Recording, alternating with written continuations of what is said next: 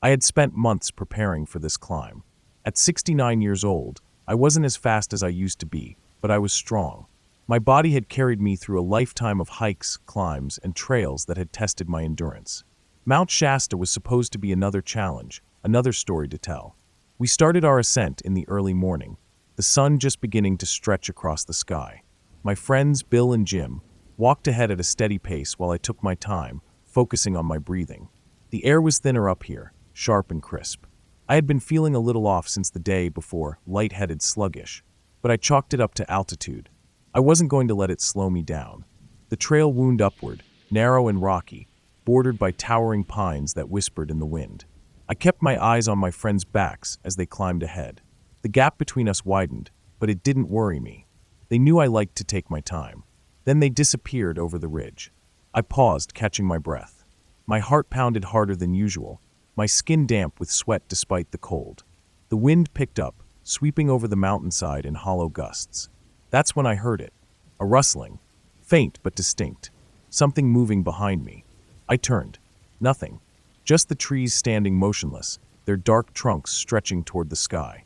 The air was heavy with the scent of pine, but something else lingered beneath it. An odd, earthy musk that I couldn't place. I shook off the unease and kept walking.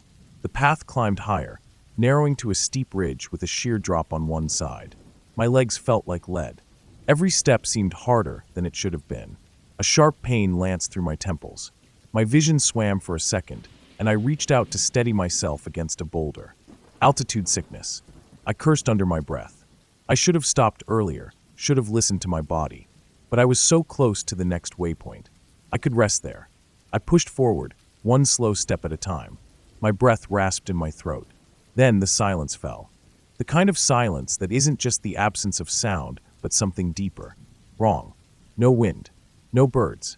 Even my own footsteps seemed swallowed by the stillness. A deep unease settled in my gut. I glanced behind me again. The trail stretched empty, disappearing into the trees below. My friends should have been visible by now, even if they had gone ahead. But there was nothing. The sky had darkened. Not from clouds, just a sudden, eerie dimness. As if the world had shifted ever so slightly. Then, the noise came back. A soft crunch. Not from my own steps. Something was behind me. I spun around so fast I nearly lost my balance. The trail was empty. But I wasn't alone. I couldn't see it.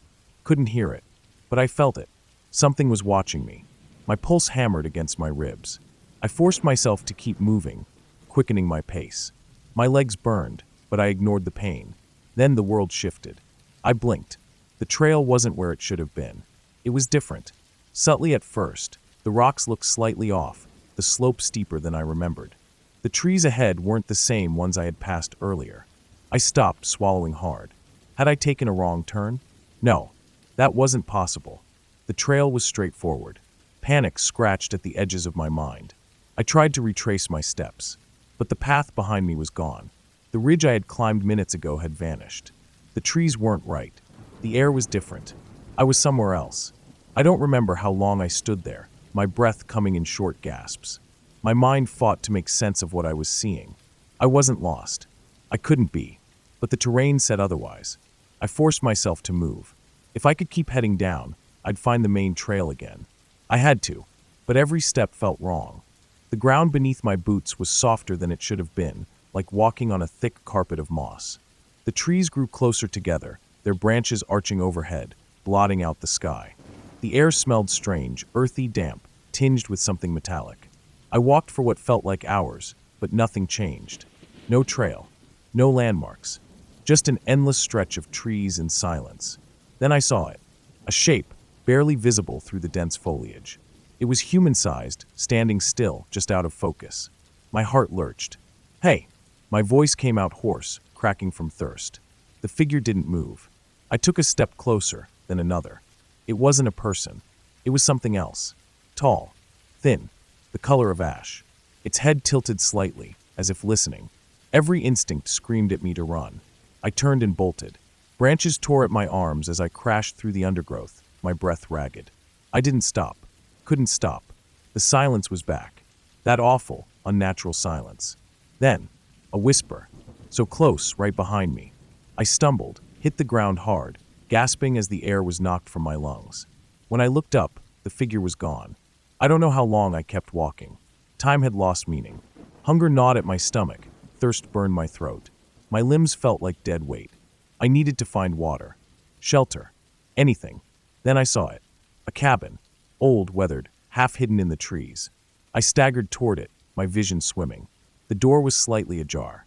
I stepped inside. The smell hit me first. Rot. Something long dead. The floor was covered in old, brittle leaves.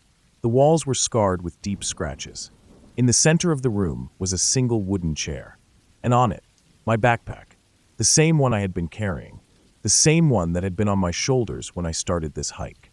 It was neatly placed on the chair, as if someone had been waiting for me to find it. I backed away, my breath coming in short gasps. Then, from the doorway, I heard it. A soft, rasping breath. I turned, and the last thing I saw was a pair of dark, empty eyes staring back at me. Carl Landers was never found. His body was never recovered. Only his footprints were found, leading into the woods, but never coming out.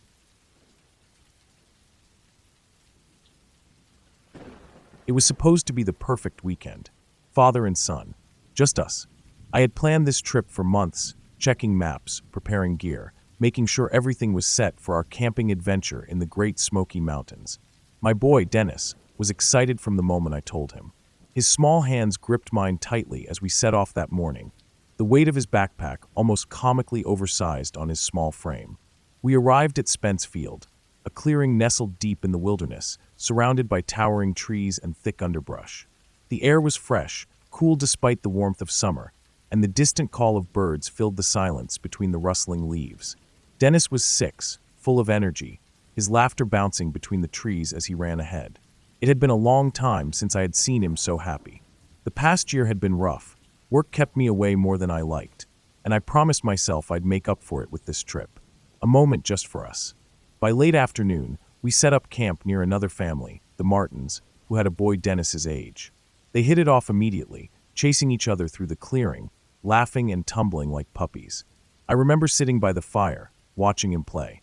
His bright red shirt made him easy to spot as he darted between the trees, his small form a flash of color against the deep green of the forest. I should have never looked away. It was a simple game. Hide and seek. Dennis, his new friend, and a few other kids decided to play before dinner. I could hear their giggles as they ran into the trees, their small figures darting between the trunks, hiding behind the thick brush. I watched for a while, smiling. It reminded me of my own childhood, of simpler days, when the woods were just a playground, not a place of fear. Then, the laughter stopped. Silence. That deep, thick silence that doesn't belong in a forest. I stood, scanning the trees. Dennis. No answer. I called again, my voice louder. My heart beat a little faster. No response. I walked toward the trees, trying to stay calm. Maybe he had found a good hiding spot. Maybe he was just waiting for someone to find him. All right, game's over, buddy. Come on out. Nothing. My breath came shorter. The other kids had already returned, their faces curious, but Dennis was nowhere in sight. I ran deeper into the woods, calling his name. Still nothing. That was when the fear set in. I searched for hours. Night came, cold and empty. I yelled until my throat burned, until my voice cracked and the darkness swallowed my words. The others helped. The whole camp was out there with flashlights, their beams flickering between the trees, searching, calling. But the forest gave nothing back. It was as if he had simply vanished. I refused to sleep. I walked through the night, my flashlight trembling in my grip, my legs aching. I told myself he had just wandered too far, that I would find him curled up under a tree, asleep, waiting for me. But I knew better. Something was wrong. I found his footprints in the soft dirt. Small, clear. They led off the main trail, deeper into the woods. I followed them. Then they stopped. Abruptly. No sign of struggle. No scuff marks. Just gone. As if he had been lifted straight off the ground. I stared at the earth, my breath coming in short gasps. My mind refused to accept it. There had to be something I missed. But there was nothing. Just silence.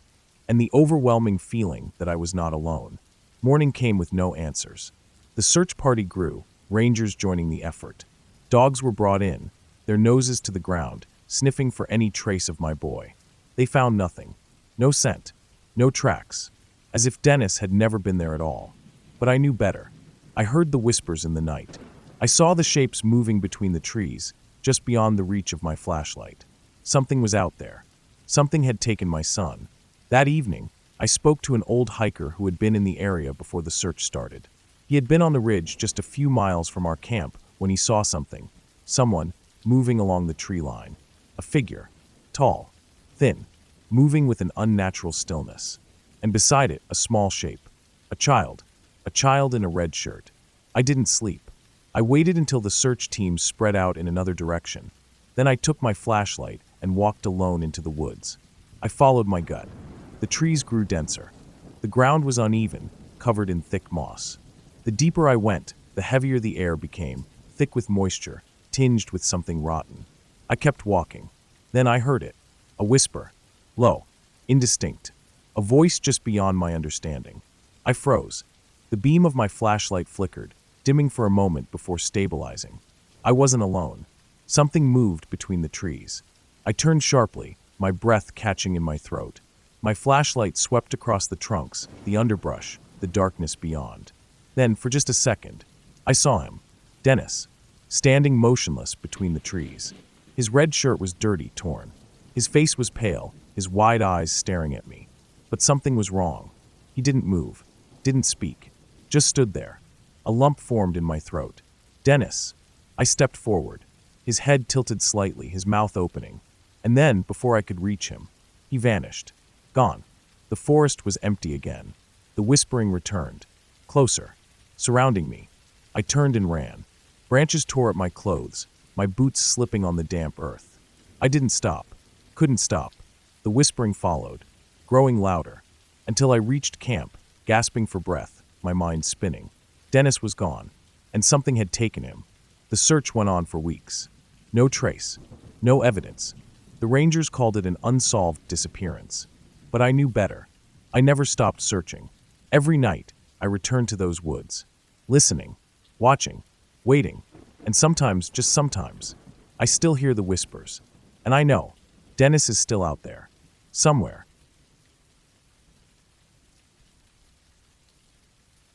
I never thought a simple hunting trip would change my life forever. It was supposed to be just another outing with the guys. 4 of us, all close friends, heading out to a remote area of the Adirondacks. We had hunted these woods for years, knew every trail, every ridge, every quiet clearing where deer liked to graze. That morning, the air was crisp, cold biting at my cheeks as we loaded up our rifles and gear. Tom, the oldest in our group, was in his 80s, but he still had the sharp eyes of a hunter. He had served in the military, seen his share of danger, but nothing ever seemed to shake him. We parked near Lily Pond and split up. Tom and I took the northern section while the others spread out further down. Our plan was simple. Tom would wait along a ridgeline while I circled back, driving deer toward him. I left him there, seated against a thick oak tree, his rifle resting across his lap. "Give me 2 hours," I told him. He nodded. "I'll be right here." Those were the last words I ever heard him say. I trekked through the woods, moving slow, careful not to make too much noise. The trees were tall, their bare branches clawing at the gray sky. It should have been a good hunt, but the forest was too quiet. No birds, no rustling leaves, no distant crack of twigs under a deer's hooves. Just silence. I felt it in my gut. Something was wrong. I picked up my pace, circling back toward Tom's position. My boots crunched through frost-covered leaves, my breath visible in the cold air. When I reached the ridge, he was gone. His rifle was still there, leaning against the tree. But Tom was nowhere to be seen. I called out. No answer. I searched the ground for tracks. His footprints were there, leading toward the tree where he had been sitting. But that was it. No scuffle. No signs of struggle. As if he had just vanished. Panic set in fast. I radioed the others. Within minutes, we were all there, standing by that lonely oak tree, staring at the empty space where Tom should have been. "He wouldn't just wander off," one of the guys said. I nodded. Tom had bad knees. He wouldn't have gone far without telling us. We spread out, calling his name, searching the area. Nothing. It was as if the forest had swallowed him whole. By nightfall, we had no choice but to head back to the trucks and call for help. But even as we drove toward the nearest town, I couldn't shake the feeling that we had made a mistake, that we should have never left those woods. The next morning, the search teams arrived. Dozens of volunteers, state troopers, even helicopters scouring the area. The scent dogs were brought in, their noses to the ground, tails wagging as they picked up on his trail. For a while we had hope. Then, after just 20 yards, the dogs stopped. They circled the same spot, whining, confused. No scent beyond that point. One of the handlers frowned, adjusting the dog's harness. It's like he just disappeared. The words sent a chill down my spine. People don't just disappear. Not like this. The search continued, but I couldn't shake the unease creeping through my bones. That second night, as I lay awake in my tent, I heard something. At first, I thought it was just the wind. But then, a whisper. Soft, indistinct, coming from the woods. I sat up, my breath frozen in my throat. The whispering grew louder, weaving through the trees, just beyond the reach of our campfire's glow. I grabbed my flashlight and stepped outside. The others were still asleep, unaware. I swept the beam across the tree line. Nothing.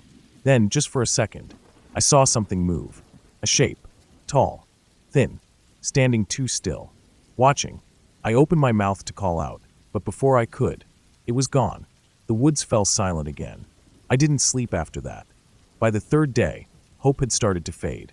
The troopers expanded their search grid, but still, no sign of Tom. Then, just before dusk, a deputy radioed in. We found something. We raced to the site, our boots pounding through the frozen brush. It was a single item, Tom's walkie-talkie. It was lying in the dirt, undamaged, as if it had been placed there on purpose. I grabbed it, pressing the button. Static. Then, just as I was about to lower it, a sound crackled through. Breathing. Shallow. Ragged. Then a voice. Weak. Far away. Help. My blood ran cold. I pressed the button. Tom, where are you? Silence. Then, a whisper. Low. Indistinct. Close. Too close. Right behind me. I spun, my heart hammering. The forest was empty. The others saw the look on my face. What is it? I couldn't answer, because I knew deep in my gut. We weren't alone. The search was called off after a week. No body. No tracks. No answers. Tom Messick was gone, but I couldn't let it go. I returned to those woods, night after night, searching, listening.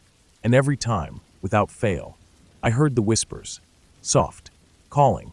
Leading me deeper. I never followed. Not after that last night, when I saw something standing between the trees. Tall. Thin. Waiting. And I knew, if I stepped too far into that darkness, I would never come back. Just like Tom. I never should have gone off trail. That thought stayed with me, whispering in the back of my mind, long after everything had gone wrong. It started as a simple solo hiking trip. 3 days, 2 nights, deep in the heart of an old-growth forest. The kind of place where the trees grew so thick you barely saw the sky, where the undergrowth swallowed sound, and where the world outside felt like a distant dream. I had planned this trip for months, mapped out my route, packed light but smart, prepared for everything. Or so I thought. The first day was easy. The trail was well-worn, winding through towering pines and dense thickets of ferns. I made good time, covering nearly 10 miles before setting up camp near a slow-moving creek. As I sat by my small fire, eating a protein bar and listening to the gentle trickle of water, I felt at peace.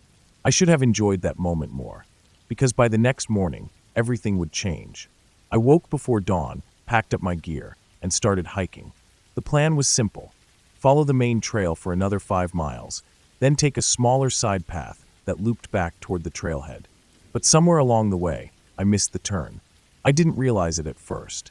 The forest all looked the same, endless trees, thick underbrush, the occasional clearing where sunlight filtered through the canopy. An hour passed, then another. The trail grew narrower, less defined. The footprints I had been following were gone. That's when I knew I wasn't on the right path anymore. I stopped to get my bearings, checked my map, pulled out my compass. The needle spun lazily, like it couldn't make up its mind. I tried my GPS, but there was no signal. Frustration gnawed at me. I wasn't lost. Not really. I just needed to backtrack, find where I had veered off, and a branch snapped behind me. I froze. The sound was close. Too close. I turned slowly, scanning the trees. Nothing. Just the same endless forest. But something felt off. The woods were too quiet. No birds. No rustling leaves. No distant chatter of squirrels. Just silence. A heavy, suffocating silence that pressed down on me like a weight. I swallowed hard and forced myself to keep moving. I walked for hours, trying to find my way back to the main trail. But the deeper I went, the worse it got. The trees felt closer, the undergrowth thicker, the air wrong, like the forest itself was watching me. Then through the trees I saw it. A cabin, old, weathered, half hidden beneath layers of moss and creeping vines. There was no reason for a cabin to be out here.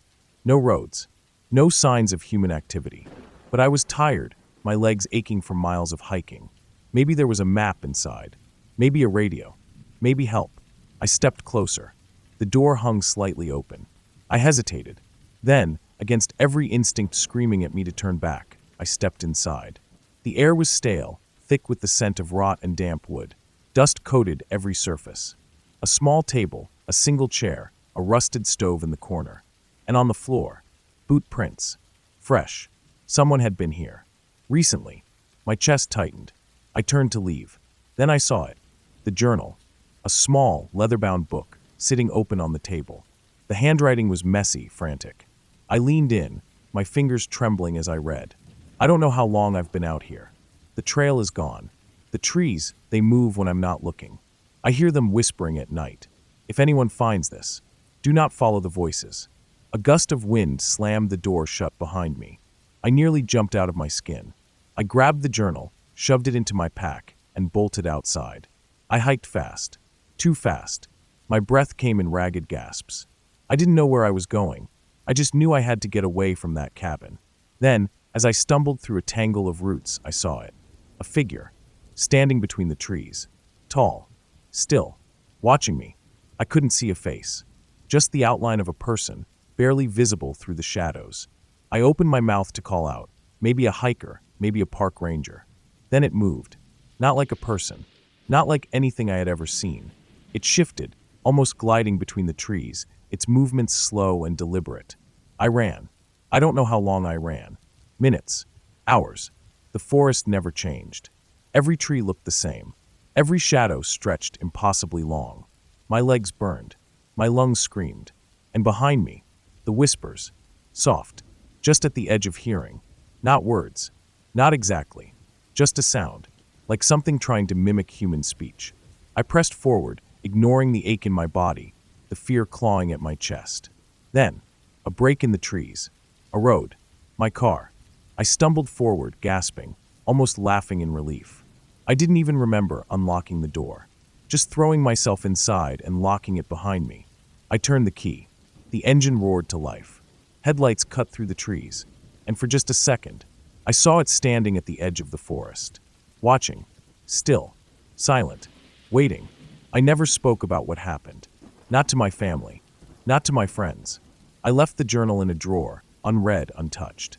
But sometimes at night, I still hear it. A whisper. Soft. Indistinct. Just outside my window. Calling me back to the woods. And I'm terrified that one day, I might listen. I've always been a solo camper, and the woods are where I feel most at peace. There's something about being isolated from the noise of everyday life, surrounded only by trees and the hum of nature. I find clarity there. My favorite spot is a small clearing in the forests of Montana, miles from any trails or human activity. It's a place where I can set up camp, sit back, and forget the world. That particular weekend in late October, the weather had been crisp, the air sharp with the bite of fall, but it didn't deter me. I was used to the quiet of the deep woods. The silence of the trees had always comforted me in ways that no bustling city could. I arrived at my usual spot just before sunset. The trees were already casting long, slanting shadows across the forest floor. After gathering a pile of dry wood for the fire, I pitched my tent by a small stream that bubbled nearby. The stream had a calming effect, its sound mingling with the distant wind in the trees. I felt at home here. The first night passed uneventfully. I lit a fire, cooked a simple meal of beans and rice, and settled into my tent with a book. As darkness fell and the fire dwindled to glowing embers, I listened to the evening sounds, rustling leaves, the occasional hoot of an owl, and the soft gurgle of the stream. There's nothing quite like the sound of nature at night. It's calming, soothing even. But as I lay there, tucked in my sleeping bag, something caught my attention. It was a zipper. A soft, quiet sound. I froze, holding my breath. For a moment, I thought it might be an animal, but then I heard it again, a second tent zipper. I hadn't seen any other campers when I arrived. In fact, I'd been sure I was alone in the area. The nearest trailhead was miles away, and there had been no vehicles parked nearby when I'd driven in. It couldn't have been another camper. But the sound was unmistakable. A tent zipper. My heart raced in my chest.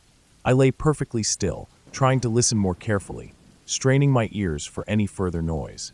The wind rustled the leaves outside, and the soft crackle of my dying fire seemed to fill the air, but nothing else. No footsteps. No rustling in the underbrush. Just the eerie silence of the woods at night. I waited, holding my breath. Seconds turned into minutes, and the zipper sound didn't repeat. Maybe I'd imagined it. The wind had been blowing through the trees earlier. Perhaps that had caused the noise. But I wasn't sure. I wasn't ready to chalk it up to the wind yet. I tried to force myself to relax, but that nagging feeling in the pit of my stomach wouldn't go away. I knew something wasn't right. I hadn't heard the distinctive sound of a person walking toward the camp. No crunching of leaves, no snapping of twigs. Yet I could have sworn I heard the zipper of a tent. I told myself I was overthinking things, that the isolation was getting to me. The mind plays tricks when it's alone in the woods for too long, doesn't it? But then, just as I was about to drift off again, there it was. The zipper. This time, it was louder, more distinct. I shot up in my sleeping bag, eyes wide in the darkness. The sound had come from behind me, closer now. I could hear it as clearly as I had heard my own breathing. I swallowed hard, my throat dry. My mind raced. Who would be out here in the middle of nowhere? It was well past dark. The nearest trailhead was miles away. I hadn't seen a soul on my drive in. I carefully unzipped my own tent, just a crack, and peered out. The fire was still burning low, the glow casting long shadows across the clearing. But everything appeared normal. No one in sight. I scanned the area around me, but all I saw was the dark stretch of trees and underbrush, the night air thick with the smell of damp earth and pine. I closed the tent flap, pressing my back against the fabric as I tried to calm my breathing. I couldn't stop my mind from racing. Who could it have been? Was it a hiker who had gotten lost? A camper? No. If there had been someone else out there, I would have noticed their tracks when I arrived. No, this was something else. I couldn't shake the feeling of being watched. The hairs on the back of my neck prickled, and every little noise sent my pulse into overdrive.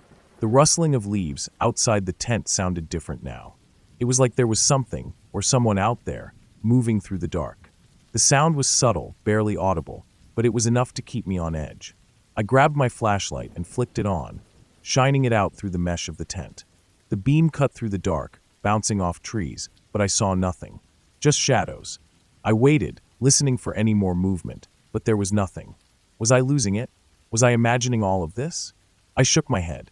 I had to stay calm. I had to think logically. I decided I would pack up and leave. There was no way I was staying here alone, in the middle of the night, not knowing who or what was out there. I had camped in remote areas before, but this was different. My instincts were telling me something was off. I wasn't alone. I grabbed my gear and began to fold up my sleeping bag, trying to be as quiet as possible. But the sounds outside my tent were growing louder. There was no mistaking it now. Someone was out there, walking around my camp. I heard the crunch of footsteps in the dry leaves, moving slowly around the perimeter. The sound was coming from several directions, circling me, closing in. I held my breath, heart pounding in my ears. I looked out once more. The beam of my flashlight cut through the trees, but all I saw were shadows, movement that I couldn't quite make out. I began to feel suffocated by the darkness, the isolation, the overwhelming sense that something was just beyond the edge of my sight. The footsteps stopped. Complete silence. I couldn't stand it anymore. I had to go. I had to leave this place before I became a target for whatever was out there. I threw the rest of my gear into my pack and zipped up my tent. The steps had stopped, but the eerie tension in the air remained. I had no idea who or what was out there, but it felt like I was being hunted. I unzipped the tent, poked my head out, and quickly surveyed the area. I could still hear the distant murmur of the stream, the occasional rustle of leaves in the trees, but nothing more. I could have sworn the footsteps were moving closer, as though someone was circling my camp, waiting for me to make a move. But there was nothing visible, no sign of human presence. I didn't waste any more time. I grabbed my pack, shoved the tent into the bag, and began to move toward my car. My heart hammered in my chest with every step. I kept my eyes on the shadows, every crack in the underbrush, expecting someone, or something, to jump out at me. The entire walk back to the car, I never once heard the zipping sound again.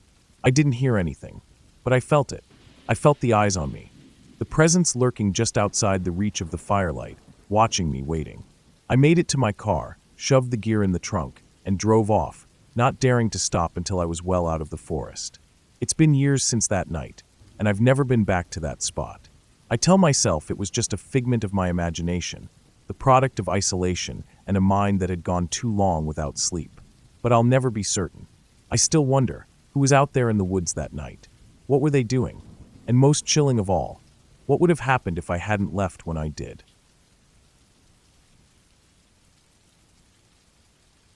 I've spent most of my life in the woods.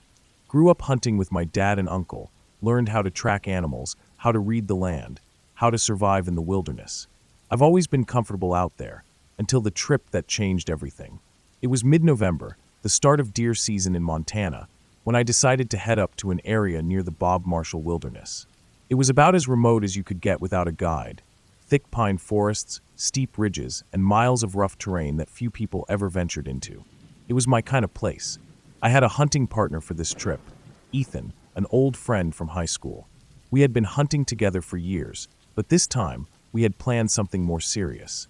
We were going deep, way off the beaten path, where the big game roamed undisturbed. It was going to be a 4-day trip, and we packed accordingly: rifles, gear, plenty of food, and a satellite phone just in case. The first day went as planned. We set up camp in a clearing near a small creek, miles from any road or marked trail. The air was crisp, the scent of pine strong, and the only sounds were the occasional rustle of the wind through the trees and the distant calls of crows. We scouted the area, found fresh tracks, and felt confident we'd bag a good buck before the trip was over.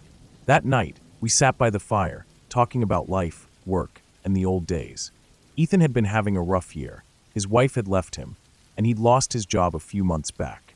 This trip was supposed to clear his head, give him a break from everything. He seemed quiet, distracted, but I didn't press him. I figured the woods would do their work, give him some peace. The next morning, we split up. Ethan wanted to head up toward a ridge we had spotted the day before, while I planned to move toward a lower valley where I had seen deer tracks. We agreed to meet back at camp before dark. Ethan never came back. When the sun dipped below the trees and he still hadn't returned, I wasn't immediately worried. Maybe he had downed a deer and was dealing with the cleanup. Maybe he had lost track of time. It happens. I sat by the fire, waiting, the flames crackling in the cold night air. I cooked some beans and drank a little whiskey from my flask, keeping an eye on the dark forest beyond our campsite. By midnight, my gut started telling me something was wrong. Ethan was experienced. He wouldn't have just wandered off or ignored our agreement to return before dark. If he had shot something, he would have called on the satellite phone. But there had been no call. I grabbed my flashlight and rifle and started hiking toward the ridge where he had gone that morning. The darkness felt heavier than usual, the kind that swallows sound. My boots crunched against the frozen ground, and every few steps, I stopped to listen. Nothing.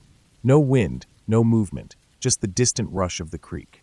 After about an hour of climbing, I reached the ridgeline.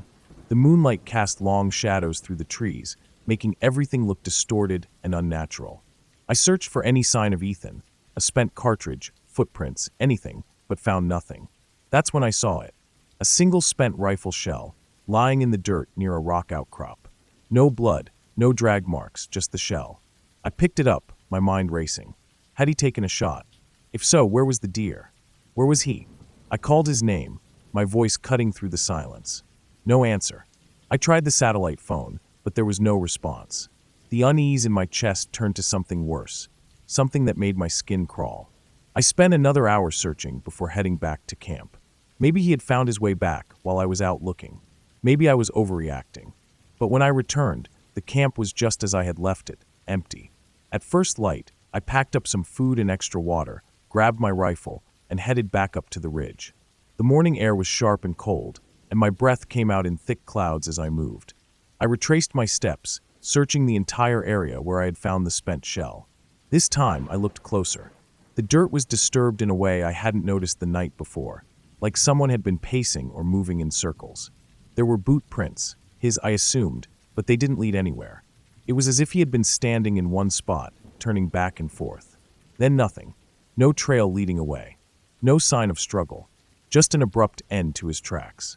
I spent the entire day searching. I moved in widening circles, calling his name, listening for any sound that might tell me where he had gone. I checked every possible path, every possible route he might have taken. Nothing. I tried the satellite phone again. Still no answer. That night, I built a larger fire than usual, the flames stretching high into the cold night air. I sat with my rifle across my lap, listening. Every crack of a branch, every rustle of leaves made my pulse jump. The forest felt different now. It felt wrong. By the third day, I knew I had to go for help. I had covered miles of terrain, searching every possible spot Ethan could have gone, and I was no closer to finding him. I had no choice but to hike back to my truck and drive to the nearest town. I packed up camp, but before leaving, I decided to take one last trip to the ridge. I don't know why. Maybe I thought I had missed something. Maybe I just couldn't leave without one final attempt. I climbed the ridge faster this time, moving with purpose. The sky was overcast, the forest darker than before. The wind had picked up, whistling through the trees.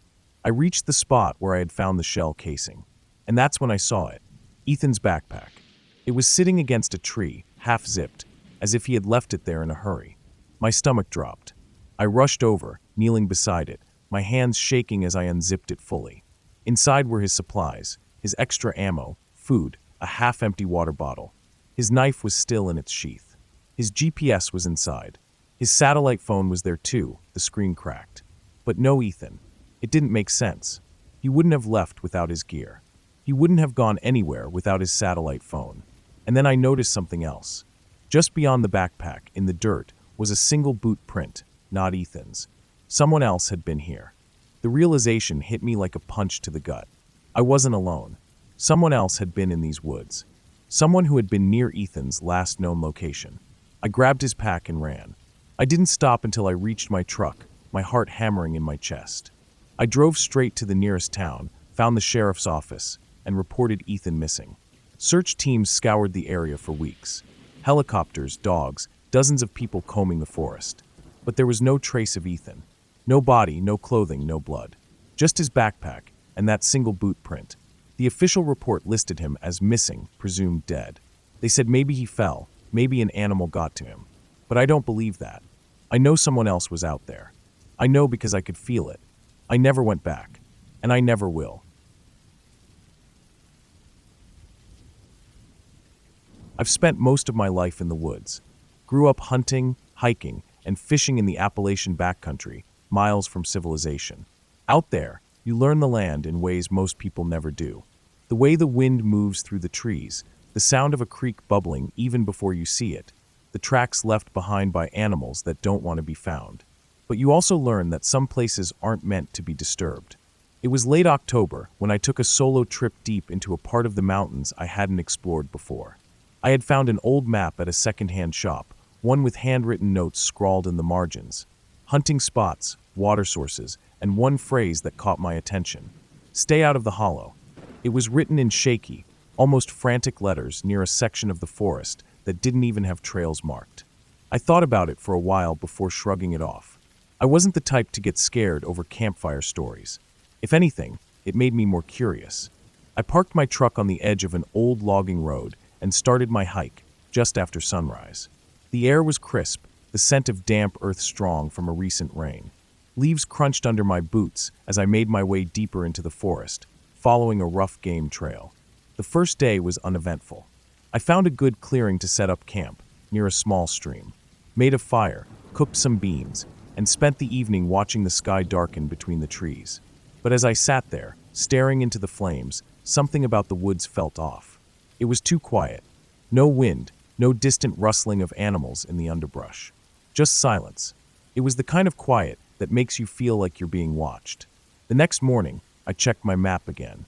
The hollow wasn't far. Just a few miles northeast, down into a valley. I started hiking early, moving carefully over the uneven ground. The deeper I went, the denser the trees became. The branches twisted together overhead, blocking out most of the morning sun. Then I started noticing the signs. The first was an old tree carving.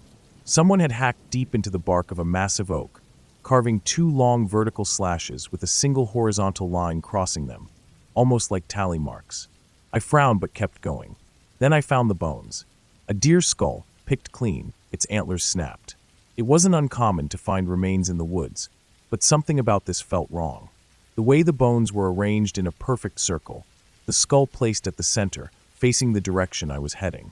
I hesitated, my grip tightening on my rifle. Maybe this was some old hunter's superstition. Maybe it was just coincidence. Or maybe I was heading exactly where I wasn't supposed to go. I should have turned back. By midday, I reached the hollow. It was a sunken stretch of land surrounded by steep ridges, thick with gnarled trees and tangled brush. The air felt colder here, heavier. Then I saw it. An old cabin, half-rotted and leaning to one side, barely visible through the trees. The wood was gray with age, the roof sagging, the door slightly ajar. I don't know what possessed me to get closer. Maybe curiosity, maybe something else. But as I stepped onto the warped porch, the floorboards groaned beneath my weight. I pushed the door open. Inside, the air was thick with the scent of decay. Dust motes floated in the dim light streaming through a single cracked window. A table stood in the center of the room, cluttered with bones, small ones like birds or rabbits, arranged in spirals and lines. The walls were covered in marks. The same tally-like carvings I had seen on the tree, but here they covered every inch of wood. Some were deep, fresh. Others had faded with time. And then I saw the bed, or what was left of it. The mattress was gone, replaced with a tangle of fur and straw. Resting atop it was a pile of clothing. Torn flannel, muddy jeans, a single boot, all covered in dark stains. I felt my stomach turn. Something had lived here. Something that wasn't human. I turned to leave, but before I could step outside, something moved in the trees. A rustling, slow and deliberate. I froze. At first, I thought it was just a shadow, a trick of the dim light filtering through the trees. But then it stepped forward. A man, if you could call it that. Gaunt, too tall, his skin stretched tight over his bones. His clothes were tattered, barely hanging onto his frame. His eyes were wrong, too deep, too dark, locked onto mine with an intensity that sent ice through my veins. He didn't speak. He just stood there, watching. I slowly stepped back, gripping my rifle tight, but he didn't move. Then, as I reached the edge of the porch, his lips parted, and he smiled. It wasn't a normal smile. It was too wide, too forced, as if he had forgotten how. I bolted. I ran faster than I ever have in my life, crashing through the underbrush, branches tearing at my clothes. I didn't stop to look back, didn't stop until I was halfway up the ridge. Then I heard it. Not footsteps, not breathing, laughter, low, rasping, just behind me. I didn't think. I raised my rifle, spinning around. But there was nothing there. The hollow was empty. The cabin stood silent. But the laughter was still there, slithering through the trees. I didn't stop running until I reached my truck. I never reported what I found. What would I even say? That I saw a man who wasn't a man? That something watched me, followed me, laughed when it knew I was afraid? I tried to forget. But a few weeks later, I made the mistake of looking at the map again. And that's when I saw it. Near the words "Stay out of the hollow," there was something I hadn't noticed before. A name, scrawled in the same frantic handwriting as the warning. He smiles. I've spent a lot of time in the woods, hunting, hiking, camping alone. I know how to read a map, follow a compass, and judge how many miles I can cover before dark. That's why I still don't understand how I ended up on the wrong trail that day. It was late October, the kind of crisp autumn weather that makes the forest feel alive. The leaves were at their peak, glowing orange and red under the afternoon sun. I had planned a simple overnight trip, nothing too intense, just a loop through a remote section of national forest, then back to my truck in the morning. I had been on this trail before, years ago. It wasn't well marked, but I had a map, a GPS, and enough experience to feel confident. I started my hike around noon, moving at a steady pace, taking in the scenery. It felt good to be out there, away from everything. By late afternoon, I reached a fork in the trail. According to my map, the left path would take me toward a ridge where I planned to set up camp. The right path was an old logging road that eventually dead-ended. I barely glanced at the signs before turning left. But something was off. The The trail felt different, narrower, more overgrown than I remembered. I told myself it was just my imagination. Maybe fewer people had hiked it this season. But as I walked, an uneasy feeling settled in my gut. The trees seemed wrong. I know that doesn't make sense, but it was the only way to describe it. The branches hung lower, tangled together in a way that blocked out more sunlight than they should. The air smelled damp, almost stale, like old leaves that had never fully dried. I checked my GPS. It showed I was still on the right path, but it felt like I was going deeper into the woods than I should have. Then I noticed the silence. No birds, no rustling leaves, not even the distant chatter of squirrels. Just the sound of my own breathing and the crunch of my boots on the ground. I kept walking. I should have reached the ridge before sundown. But after another hour of hiking, I knew something was wrong. The trail had narrowed even more, barely a path at all. I hadn't seen a single sign of human activity, no footprints, no trail markers. But what really made me stop was what I saw ahead. A cabin. It was just sitting there, tucked into a small clearing off the trail, half hidden by trees. It wasn't on my map. I stepped closer, heart pounding. The place looked old, the wood dark with age, the windows dirty and cracked. The door was slightly ajar, swaying just a little in the evening breeze. I don't know why, but I felt like I was not supposed to be there. I turned back to the trail, planning to keep moving, but then I noticed something worse. There were no other trails.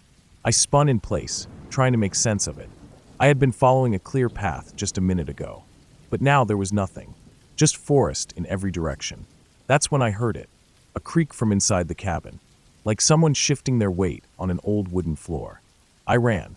I don't know how long I ran, but by the time I stopped, my lungs were burning and my legs felt weak. I had no idea where I was. The sun had almost set, the shadows stretching long between the trees. I grabbed my GPS again, but now it wouldn't lock onto a signal. Just a blank screen, the little arrow frozen in place. I forced myself to take a slow breath. Panicking wouldn't help. I needed to find any sign of a trail. I walked for what felt like miles, scanning the ground for footprints, my footprints. But there was nothing. Then I saw the cabin again. Exactly the same as before. Same rotting wood. Same cracked windows.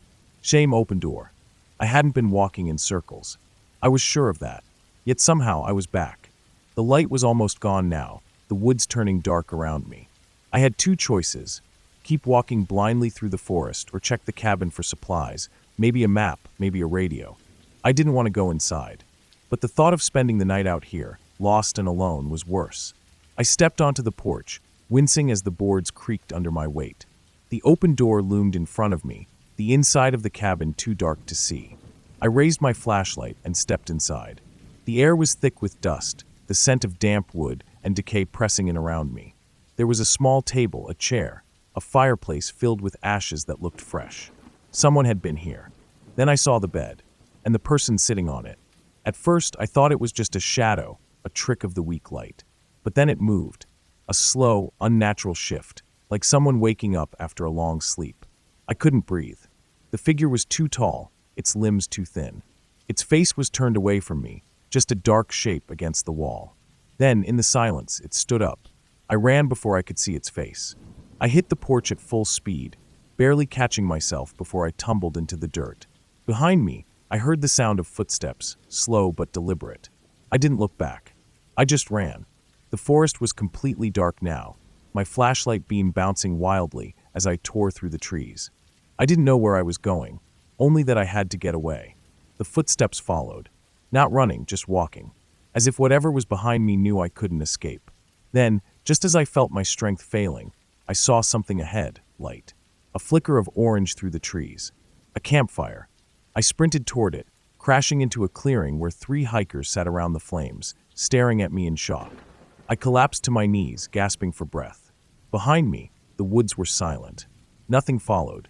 The hikers helped me back to the main trail, though I could barely explain what had happened. My map was useless, my GPS still frozen. But somehow, within 20 minutes of following them, we reached the road where my truck was parked. I never found that section of trail again. A week later, I went back with a friend, just to prove to myself that I hadn't imagined it. We followed the same path, took the same turns. But there was no fork in the trail. No cabin. No clearing. It was like that part of the forest had never existed. But I know what I saw. And sometimes, when I'm out in the woods alone, I swear I still hear those footsteps. I've been hunting since I was old enough to hold a rifle. My dad taught me everything: how to track, how to move quietly, how to respect the forest. I've spent more nights in the woods than I can count, but I've never been as afraid as I was that night. It was late November, deep into deer season. I was hunting alone in a stretch of national forest far from any towns or roads. I had planned for a 2-night trip, camping in a small clearing I had used before. The first day was uneventful. The air was cold, the trees bare. I tracked a few deer, but never got a clear shot. As the sun started to set, I made my way back to camp, built a fire, and settled in for the night. I should have gone home the next morning. The next day, I woke up early and headed deeper into the woods. The ground was frozen. The only sound was the crunch of my boots on dead leaves. After about 2 hours of walking, I came across a set of deer tracks. Large, fresh. They led into a thick part of the woods where the trees grew close together. I followed them, moving as quietly as I could. Then I saw it. A deer standing perfectly still in the trees, half hidden by branches. A buck, big and strong, at least 10 points on its antlers. But something was wrong. The deer wasn't moving. Not grazing, not flicking its ears, not even breathing. Just standing there. I raised my rifle, lining up the shot. But before I could pull the trigger, the deer's head snapped toward me. Not turned. Snapped. The movement was too fast, too unnatural. The deer's eyes locked onto mine, dark and empty. Then it bolted. But it didn't run like a deer. It moved in long, jerky strides, arms swinging at its sides. Its body lurched forward, more like a man than an animal, crashing through the trees with impossible speed. I just stood there, my rifle shaking in my hands. That wasn't a deer. I should have left right then, but I told myself I was seeing things. Maybe my eyes were playing tricks on me. Maybe the cold was getting to me. I kept hunting, but the woods were wrong now. There were no birds, no rustling in the brush. Even the wind had stopped. Just silence pressing in from all sides. I tracked for another hour before giving up. I wasn't thinking about hunting anymore. I just wanted to get back to camp before dark. But the woods had changed. The trees looked different, taller, closer together. The path I had taken was gone. I checked my GPS. The screen flickered, then died. That's when I heard it. A voice. Not words, just a low, garbled sound, like someone trying to speak through a mouth full of water. It came from behind me. I turned, heart pounding. And there it was. It stood about 30 yards away, just inside the trees. At first glance, it looked like a deer. Tall, thin, covered in patchy brown fur. But the longer I stared, the less sense it made. Its legs were too long, its body too narrow. Its front limbs, not legs, arms, hung at its sides, fingers twitching. And its face. It was almost a deer's face, but stretched, distorted. The eyes were too large, too dark, set deep into a human-like skull. The jaw hung open slightly, and as I watched, it twitched, like it was struggling to move its own mouth. It took a step toward me. I raised my rifle, aiming at its chest. My hands were shaking. The thing cocked its head, studying me. Then, in that same wet, choking voice, it said, "Help me." I fired. The shot echoed through the trees, but the thing didn't flinch, didn't bleed, didn't move. Then slowly it smiled. I ran. I didn't care where I was going. I just ran. Branches tore at my jacket, roots snagged my boots, but I didn't stop. Behind me, I could hear something moving. Not running, just walking. But every time I slowed, the sound was closer. I don't know how long I ran before I saw the light through the trees. My campfire. I crashed into the clearing, lungs burning, heart pounding. I grabbed my pack, my keys, anything I could carry, and bolted toward my truck. I didn't look back. I didn't want to see if it was watching. I drove all night, hands gripping the wheel so tight my knuckles turned white. I didn't stop until I reached the highway, miles from the forest. I barely slept for a week. Every time I closed my eyes, I saw that thing, that face, those two dark eyes, that horrible, twisted smile. I never went back to that forest. But sometimes, on cold November nights, when the woods are quiet and the wind stops blowing, I swear I can still hear it. That garbled, wet voice, whispering from the trees, "Help me." There's something about being alone in the woods that makes you feel like you're being watched. Even when you know you're miles from the nearest person, When the trees close in around you and the wind stops, that feeling creeps in. I was never the kind to get spooked easily. I grew up hiking, camping, and hunting. I knew how to handle myself in the wild. But some things don't care how much experience you have. Some things just watch. It started when I took a solo camping trip into a remote section of national forest. I'd been planning it for months, a weekend of quiet, deep in the wilderness, away from people, noise, and the stress of everyday life. I parked my truck at the trailhead, hoisted my pack onto my shoulders, and set off. The first few hours were peaceful. The crisp autumn air smelled of pine and damp earth, and the only sounds were the crunch of my boots on fallen leaves and the occasional rustling of squirrels darting through the underbrush. I hiked deeper than I had planned, enjoying the solitude. When the sun dipped lower in the sky, I found a clearing near a small creek and set up camp. That was the first time I noticed something off. As I gathered firewood, I felt it. That creeping unease, like someone was watching me. I stopped, turning in a slow circle. The trees stood silent, motionless. No movement, no sound. Just an emptiness that felt wrong. Shaking it off, I built a fire and cooked dinner. The crackling flames eased my nerves, and by the time darkness settled over the forest, I had convinced myself I was just being paranoid. But then I saw it, high up in the trees. A shape, too dark, too still, perched in the upper branches of an old oak about 50 yards from my camp. At first, I thought it was just a trick of the firelight, a thick shadow cast by the flames. But when I shifted my head, the shadow didn't move. It stayed there, watching. I tried to ignore it. Maybe it was a broken limb, a thick tangle of vines. Anything other than what my gut was telling me. I banked the fire and crawled into my tent, zipping it up tight. But sleep didn't come. The woods were too quiet. Not just nighttime in the forest quiet. Dead quiet. No wind. No crickets. No rustling leaves. Just the heavy stillness of something waiting. Then, in the distance, I heard the sound of something moving through the trees. Not through the brush, through the trees. High up, branches creaked under its weight, leaves rustled, but there were no footsteps on the ground. I held my breath, gripping my knife, listening as whatever it was moved closer. Then it stopped, right above my tent. I didn't move, didn't breathe. The only sound was the pounding of my heartbeat in my ears. Then, a soft tapping on my tent's roof. Light, slow, deliberate, like fingertips brushing against the fabric. I swallowed hard, my fingers tightening around the handle of my knife. I wanted to tear out of that tent, run for my life. But where? My truck was miles away, and I didn't even know what I was running from. The tapping stopped. Silence. Then, the zipper of my tent moved. Just an inch. Then another. Something was outside. Something knew I was in there. I acted on instinct. I lunged forward, shoving the knife into the fabric, tearing a hole through the side of the tent. I burst out, flashlight in one hand, knife in the other, whipping around. Nothing. Just my campfire, smoldering in the pit. My pack where I left it. The trees standing tall and silent. Then I looked up. The shadow was still there. Perched in the lowest branches now, just 10 feet off the ground. And for the first time, I could see its shape. It was humanoid, but wrong. Too long. Too thin. Its arms and legs stretched in unnatural proportions, fingers like claws gripping the bark. Its face, if it had one, was hidden in darkness. But I knew it was looking at me. I ran. I didn't pack up. Didn't think. I just ran. Branches whipped my face, roots tried to trip me, but I didn't stop. I didn't dare look back. The only sound was my own ragged breathing, until I heard the trees above me shaking. It was following me, moving from branch to branch, silent except for the occasional creak of wood under its weight. I ran harder, lungs burning, legs aching. I tripped, fell, scrambled back up. My flashlight flew from my grip, landing somewhere in the darkness. I didn't stop for it. The trail blurred ahead, and then a break in the trees.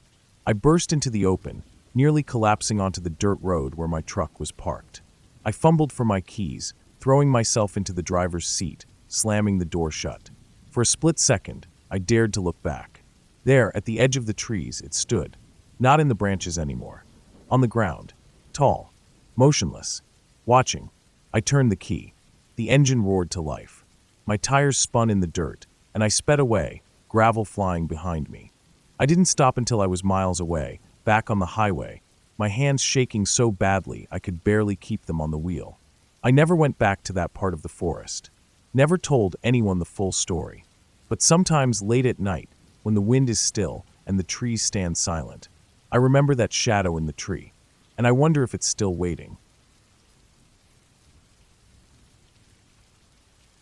The forest swallowed me whole the moment I stepped off the main trail. I had been hiking alone since dawn, planning to follow a narrow, unmarked game trail through a stretch of deep woods that few people ever set foot in. The kind of place where maps don't help, where GPS signals vanish, and where the only sounds are the ones you make, and the ones you don't recognize. I had done my research beforehand. The area was dense, remote, and overgrown, but I liked that. I had experience with solo hikes, and I trusted my ability to navigate, even when the path was rough. I carried a compass, a topographic map, extra water, food, a knife, and a headlamp in case I was out longer than expected. The plan was simple: follow the game trail, explore for a few hours, and circle back before dusk. I thought I knew what I was doing. The first few miles were uneventful. The trail was faint but manageable, a narrow strip of packed dirt winding through a sea of towering pines. The undergrowth was thick in some areas, but I pushed through, stepping over fallen logs and ducking beneath low-hanging branches. The deeper I went, the quieter it became. At first, I welcomed the stillness. No distant hum of traffic, no other hikers chattering. Just the sounds of nature, my boots crunching leaves, the occasional rustling of unseen animals. But as the hours passed, I realized something unsettling. The usual forest sounds, birds, insects, the whisper of wind through the trees, had faded. It wasn't just quiet. It was dead silent. No wind, no movement, no life. Just me. The first real sign that something was wrong came when I checked my compass. The needle spun erratically, twitching back and forth like it couldn't decide which way was north. I tapped it, shook it, held it still. It kept spinning. I told myself it was just a fluke, a malfunction. Maybe the minerals in the soil were interfering with it. But deep down, I felt the first creeping tendrils of unease. I decided to turn back. That's when I realized I wasn't sure which way was back. The trees all looked the same. Tall, dark, dense. The game trail I had been following had gradually disappeared without me noticing, dissolving into the undergrowth like it had never existed. I stopped walking and forced myself to breathe, to stay calm. I pulled out my map, trying to orient myself based on the terrain. Nothing looked familiar. I took a slow, deliberate step forward, scanning the forest floor for any sign of my original path, footprints, broken branches, anything. But the more I searched, the more everything blurred together into a never-ending maze of trees. Panic started pressing against the edges of my mind. I knew better than to let it take over. I needed to move in a straight line, find higher ground, get my bearings. I picked a direction and walked. For what felt like hours, I pushed forward, hoping I would stumble across something familiar. But the deeper I went, the more I felt like I was walking in circles. The same fallen logs, the same clusters of ferns, the same twisted, gnarled tree that looked eerily like a bent human figure. At some point, I stopped to drink some water, my hands shaking as I unscrewed the bottle. That's when I saw them. Footprints. Not mine. They were fresh. A single pair of boot prints, slightly larger than mine, pressed into the damp earth. They weren't old, either, edges still sharp, not yet softened by time or weather. Someone else was out here. I should have felt relieved. But instead, my stomach twisted into knots. The footprints didn't follow a trail. They wove in and out of the trees in an erratic pattern, like whoever made them had been wandering aimlessly or circling. A cold weight settled in my chest. I crouched down, examining them closer. The prints were deep. Whoever left them was heavy or carrying something. And the worst part, there was no sign of them leading away. Just arriving. Stopping. Like someone had stood in that exact spot. Watching. I stood up slowly, scanning the trees. Nothing moved. But I wasn't alone. I kept moving. Faster now. More desperate. The sun was sinking, and I had no shelter, no idea which way to go. Every step felt like a gamble. Was I getting closer to safety, or deeper into something I didn't want to understand? By the time the last light faded, I had no choice but to stop. I found a large tree with a thick, exposed root system and wedged myself between them, my back against the trunk. It wasn't much, but it felt safer than being completely exposed. I didn't build a fire. I didn't want to draw attention. The night was suffocatingly dark. And then, at some point, I heard it. A single, deliberate footstep. Close. Then another. The sound of someone moving slowly through the brush. Not an animal. Too heavy. Too steady. I held my breath, my heart pounding so hard I thought it would give me away. The footsteps stopped. Silence. I stayed awake all night, gripping my knife so tightly my hand ached. At first light, I forced myself to move. My body was stiff, exhausted, but I couldn't afford to rest. I needed to get out. That's when I saw them. New footprints. Closer than before. Leading directly to the tree where I had slept. I felt sick. Someone had been standing over me in the dark. Watching. I didn't care about direction anymore. I just ran, crashing through the undergrowth, tearing through thorn-covered branches, lungs burning. Hours passed. Maybe more. The forest never seemed to end. But then, a sound. Distant. Faint. Water. A stream. I followed it. My legs were weak, my vision blurred, but I followed it. And then civilization. A dirt road. A parked truck. A fisherman casting his line into the stream. I stumbled toward him, half delirious, barely able to speak. I never told him what happened. Never told anyone. But I never went back into those woods again. Because some places aren't meant to be found. And some people don't want to be found.